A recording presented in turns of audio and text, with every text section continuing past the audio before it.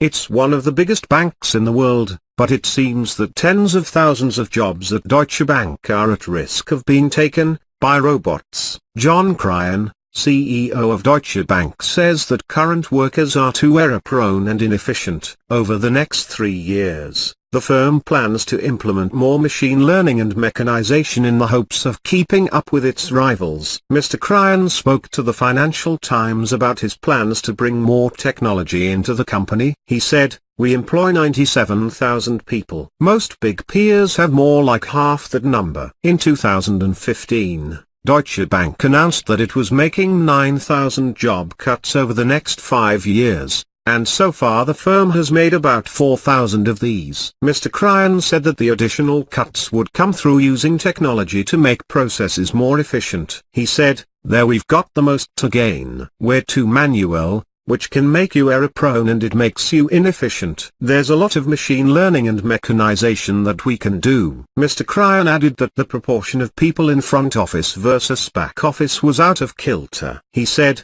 "Every bank at the moment has a huge and burgeoning department of people who are doing the same stuff. It's not a source of competitive advantage and you're exposed to making your own mistakes." He did not, however, mention any specific jobs that were at risk of being taken over by automation. Mr. Cryan's news comes just a month after a report revealed that 70% of Americans fear that their role will soon be taken by a robot. The survey, by the Pew Research Center, found widespread anxiety about the general impact of technological change. 3/4 of Americans say it is at least somewhat realistic that robots and computers will eventually perform most of the jobs currently done by people. Roughly the same proportion worry that such an outcome will have negative consequences, such as worsening inequality. The public expects a number of different jobs and occupations to be replaced by technology in the coming decades, but few think their own job is heading in that direction.